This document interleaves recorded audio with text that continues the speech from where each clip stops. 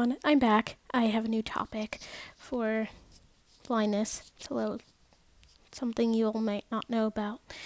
In our community, we have these things called blindisms. If you're totally blind, this may apply to you more than your friends who can see or have some visual stimulation. It's a bad, bad habit, but first it's important to know why it exists and what you can do to help as a sighted person, or if you should help. Your brain is stimulated by your five senses. You got your hearing, the sounds you hear, the smells, the eyes that pick up all the pretty pictures and the birds and the trees, and your fingers. So when you're in a really boring car trip and you look out the window, that's visual stimulation. You're not bored anymore now because you're maybe counting license plates or looking for squirrels or something like that. For blind people, it's a little harder to get that kind of stimulation because, of course, our eyes don't give us any information about the outside world. We cannot look out the window. I'm speaking from the perspective of a totally blind person. By the way, keep in mind that not all legally blind people are totally blind. Totally blind people end up having these moments where they're bored. And it's almost like if someone locked you in a dark room and made you sit still and there was nothing for you to look at. Just imagine being very, very bored in a very boring situation, but not being able to look out the window and spot something to capture your attention. That's where blindisms come in. There are things that stimulate you, but they often involve yourself.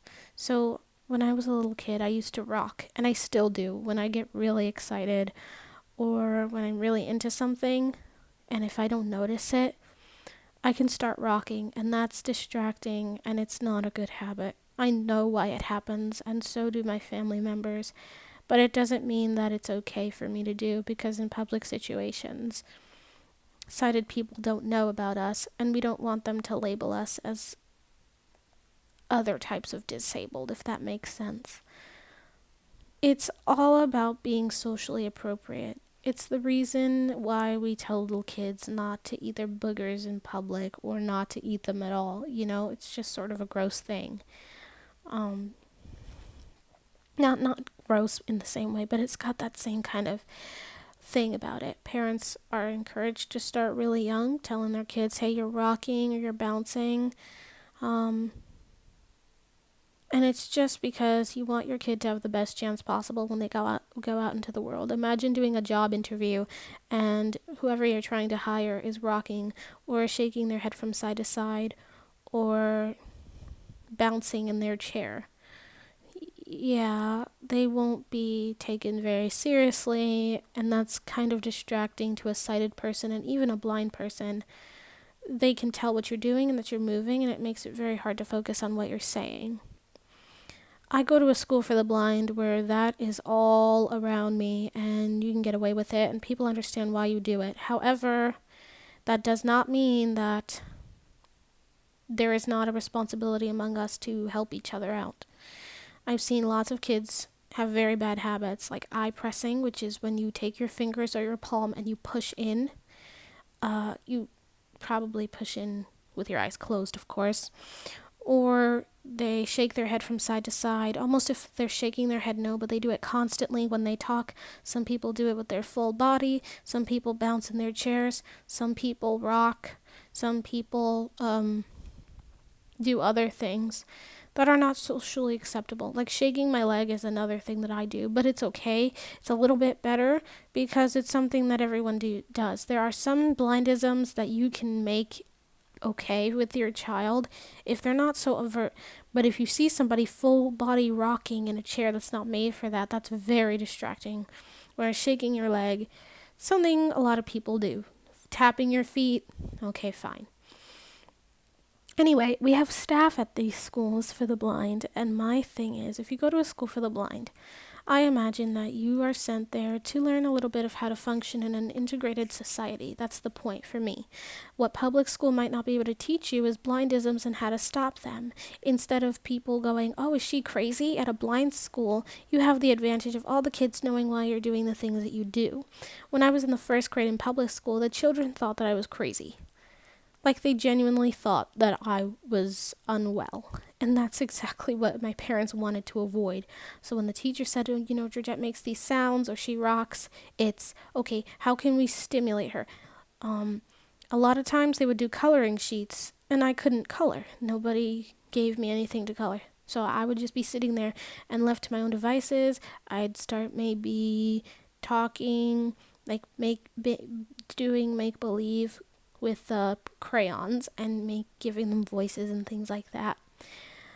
Or I'd start rocking or something else. And, the kids who are coloring and have things to do and are just seeing this random girl talking to herself or whatever, they're like, we're scared. But at a blind school, everybody knows why you're doing the things that you do. And if you catch a student doing one of these bad habits, all you really have to do is put your hand on their shoulder or their thigh or come up with a code speech. Like when I'm in public with my aunt and she's right next to me, she doesn't just scream out, "Hey, you're rocking, you idiot." Like, you don't have to be mean about it. Sometimes we have a code word. It's Georgette in a certain way where it's like, oh, what am I doing? And then I check myself. Oh, I'm rocking. Okay, let me stop that because we're at a restaurant or something, or we're in the movies, or we are having a conversation and I'm playing with my fidget cube and it's making a lot of noise. Or later on, after an event, if my aunt was not next to me, Georgette, I noticed you were rocking. Were you nervous? Were you excited? Sometimes she'll text me, Georgette, you're rocking, or you're bouncing, or you're peeling your nails. I have lots of nervous habits. I also have anxiety, so sometimes I do them out of anxiety. So it's always just a nice little check-in just to say, hey, next time you might not want to do this. And then she explains it visually in our minds because we're not blind and we don't have the reasons. It looks like this to us. People will associate it with this, then that. There must be another. Like, I have all these fidget toys and fidget cubes so that when I feel like rocking or bouncing or doing anything else weird like rubbing my eyes vigorously, which I do sometimes, I have something else to do with my hands. I do a lot of painting, coloring. I have a giant exercise ball that I actually can bounce on. So I use that for my bouncing because then it makes sense. I'm not just sitting in a regular chair bouncing up and down. Looking at people when they talk, like there are lots of little things that blind kids wouldn't know because we're just not thinking about it like that. We can't see.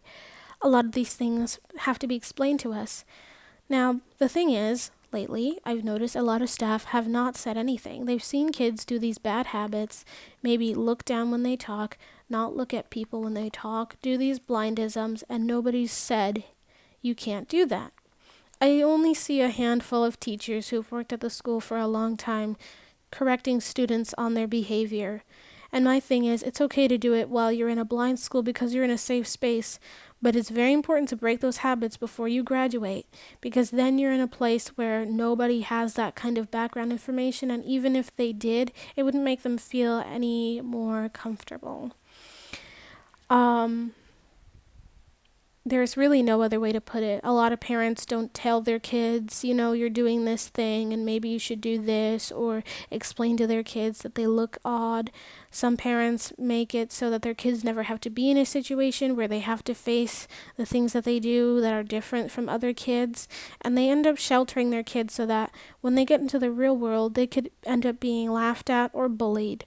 And it's better to learn when you're in a safe environment from somebody you trust than from a stranger who, I don't know, calls the police on you or something, or thinks you're crazy because you're doing a weird thing.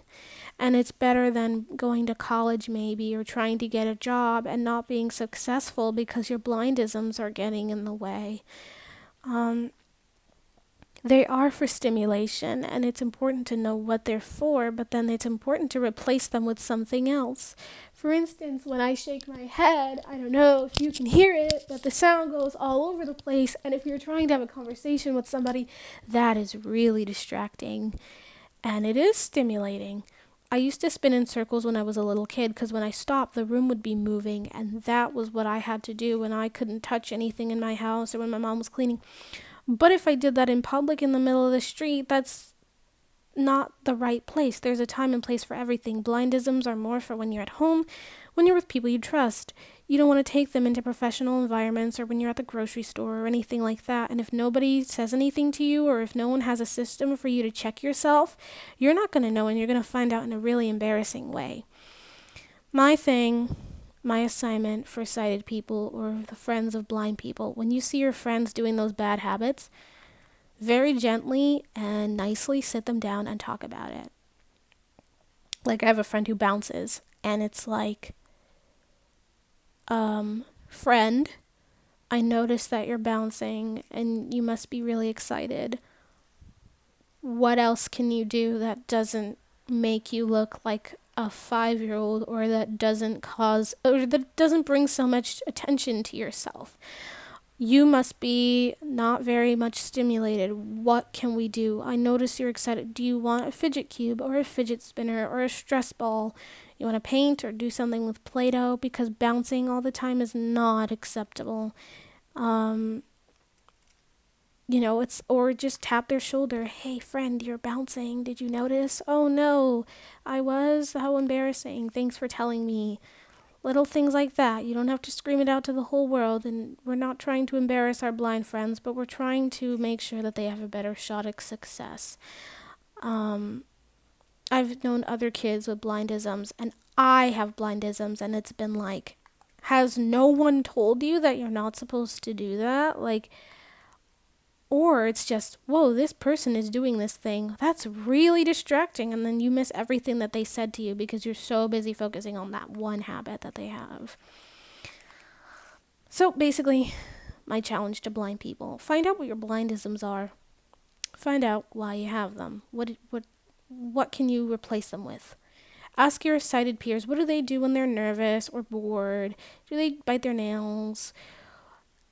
Take your blindisms and try to convert them into things that are productive. Maybe you can paint, maybe you could draw, color. You can tap your foot instead of shaking your head. Something where it doesn't draw as much attention to yourself and you can be seen as socially acceptable.